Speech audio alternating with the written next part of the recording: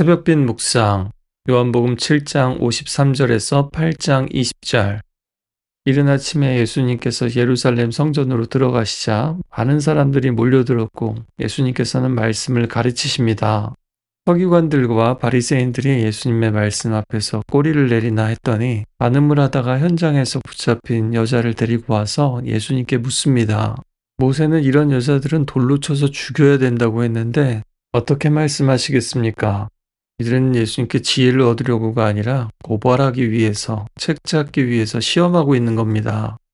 만약에 처벌을 하려면 율법에서는 남녀를 같이 처벌하라고 했는데요. 여자만 데리고 온 것부터가 그렇습니다.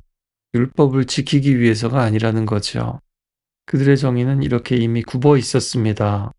하나님의 율법의 권위자, 또 하나님 말씀을 가르치던 사람들이 예수님을 함정에 빠뜨리기 위한 도구로 한 사람의 죄와 인생을 도구로 사용하고 있는 겁니다.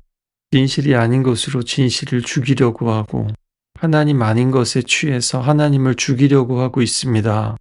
둘 중에 어떤 것을 택해도 안 좋은 결과가 나오게 되는 딜레마, 진퇴양난의 상황으로 몰고 가는 거죠. 만약 예수님이 이 여인의 처형을 허락한다면 7번씩 70번이라도 용서하라고 하신 그 자비의 말씀이 무색해질 것이고, 만약 허락하지 않으신다면 모세의 율법을 어겼다 하면서 역고소하려고 하는 겁니다. 분위기를 몰아서 여인뿐만 아니라 예수님도 돌로 치려는 겁니다. 우리 인생에도 딜레마가 있습니다. 이러지도 저러지도 못하는 상황들이 많이 있죠. 그럴 때야말로 진정한 해결사이신 우리 예수님께로 나오실 수 있기를 바랍니다. 이 여인이 죄가 없는 게 아닙니다. 죄인이 맞습니다. 그런데 문제는 바리새인 율법학자들이 그것을 이용하고 있다는 겁니다. 이들은 예수님이 이 여인이 죽기를 바라지 않는다는 것도 사실 알고 있었을 겁니다. 예수님의 자비를 이용해서 예수님을 궁지로 몰아넣으려는 악한 생각입니다. 예수님은 바로 답하지 않으시고 몸을 굽혀서 땅에 무언가를 쓰십니다. 예수님은 순식간에 분위기를 바꾸고 프레임을 바꾸십니다. 이것은 문자적인 언어가 아닌 행동 언어죠. 예수님의 정체성과 권위를 드러냅니다. 많은 이들이 추측하고 상상하지만 무슨 내용을 쓰셨는지는 밝히지 않고 있습니다. 중요한 것은 예수님의 이런 행동 자체입니다. 하나님은 형상이 없으시지만 출애굽기의 표현을 보면 하나님께서 그 돌판에 율법을 직접 쓰셨다고 합니다. 또 예레미야 17장 13절에서는 주를 떠나는 사람은 땅에 기록될 것이라고, 주를 버리는 사람들은 수치를 당하게 될 것이라고 합니다. 특히 예레미야 말씀은 당시에 그 대속죄일, 죄를 속하는 날에 반복적으로 읽혔기 때문에 사람들이 너무나 잘 알고 있었습니다. 당시 서기관은 기록하는 일만 하는 것이 아니라 율법학자라고도 번역되듯이 율법의 전문가와 권위자로서 분쟁의 해결, 계약, 선언, 법적 판결 등을 담당하고 있는 사람들이었습니다. 따라서 지금 죄와 용서의 문제를 놓고 서기관들과 논쟁을 하는 가운데 예수님이야말로 진짜 서기관이시며 판사이며 새로운 율법을 쓰시고 주시는 하나님 자신이다라는 것을 상징적으로 보여주고 계십니다. 그리고 갑자기 일어서셔서는 너희 중에 죄 없는 자가 돌로 치라고 말씀하십니다. 아주 단순한 예수님의 몸짓 하나에, 그리고 말씀 한마디에 모두가 압도되었습니다. 말은 많고 부산은 떠는데 능력이 없는 우리의 모습과는 참 비교가 됩니다. 우리는 이런 예수님을 알아가고 닮아가야겠죠.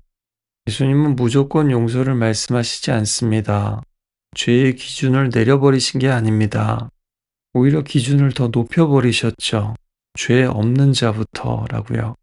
예수님의 말씀을 듣고 제일 나이 많은 사람부터 하나씩 하나씩 자리를 뜨기 시작합니다. 우리들은 자신들의 죄가 드러나기 시작하자 예수님을 떠났습니다.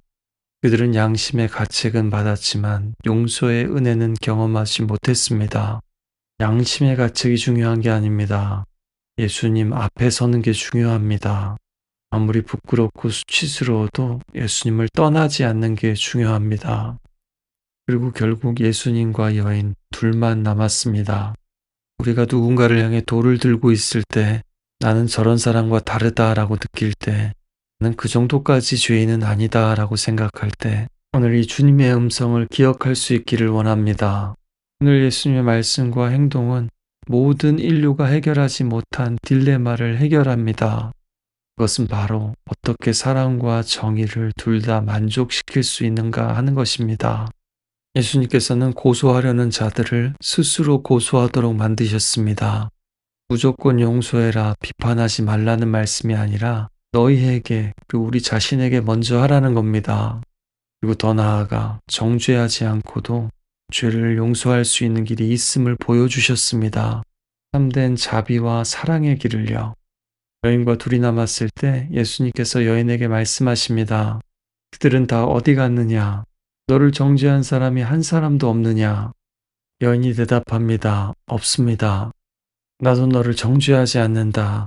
가서 다시는 죄를 짓지 말거라. 예수님은 죄를 가볍게 보지 않으십니다. 그냥 다 품고 덮고 용서해서 해결이 된다면 예수님이 십자가에 돌아가실 필요가 없었을 겁니다. 당장에 이 여인과 간음했던 그 남자의 아내가 와서 따진다면 뭐라고 말하겠습니까? 이 여인이 당신에게 죄를 지은 것도 아니고 나는 그러면 뭐가 됩니까? 나의 억울함은 누가 풀어주며 내가 원하는 정의, 죄에 대한 심판은 누가 해결해 줄 겁니까? 예수님의 말씀은 그저 따뜻하고 감동적이고 사랑을 베푸는 말이 아닙니다. 궁극적으로 정의도 만족시키지 않는다면 누군가에게 베푸는 사면과 용서가 피해자에게는 더 큰 폭력이 될 겁니다. 따라서 오늘 예수님의 말씀과 행동은 예수님이 인간들의 죄를 사할 수 있는 하나님이시다라는 것을 보여줍니다. 그리고 단지 하나님이 하나님이시기 때문에 그렇게 하실 수 있는 것이 아니라 모든 인류의 죄값, 그 십자가 값을 치르신 하나님이시기 때문에 인간이 해결할 수 없는 이러지도 저러지도 못하는 그 사랑과 정의의 딜레마를 해결하신 분이시기에 이것이 가능한 것입니다. 예수님은 이 여인에게 생명을 주시고 또한 미래를 주셨습니다. 계속 죄를 짓고 살 수 있는 면허를 주신 것이 아니라 죄를 멈춰야 할 이유를 용서받고 사랑받은 자만이 이해할 수 있는 그 죄를 이길 능력을 주신 겁니다. 그것이 바로 십자가의 능력, 보혈의 능력입니다. 예수님도 나를 정죄하지 않으시는데 내가 나를 정죄할 수 있겠습니까? 세상 어떤 이가 나를 정죄할 수 있겠습니까? 사탄이 나를 정죄할 수 있겠습니까? 이미 그런 사람은 예수님을 믿는 게 아니라 다른 사람들을, 사탄을, 자기 자신의 목소리를 더 믿고 있다는 것을 다시 한번 드러내고 있을 뿐입니다. 이 여인도, 이 여인을 고소한 사람도, 양심에 찔려 돌아간 사람들도 드러났느냐 드러나지 않느냐의 차이일 뿐 우리 모두는 죄인입니다. 복음은 죄 짓지 않는 사람들을 위한 것이 아니라 죄를 인정하는 사람들을 위한 영원한 생명입니다. 오늘 함께 고백했으면 좋겠습니다. 서로가 서로를 정죄하는 이 세상에서, 때로는 내가 나를 정죄하는 이 세상에서 이 여인처럼 저를 용서해 주시고 죄를 지으며 어둠 속에 살지 않고 죄를 이기며 예수님의 빛 가운데 살게 하소서. 이제 정말 다 끝났구나 할 때 주님의 음성을 듣게 하시고 이러지도 저러지도 못하는 내 인생을 새로운 길로 인도하여 주옵소서. 기도하며 나아갑시다.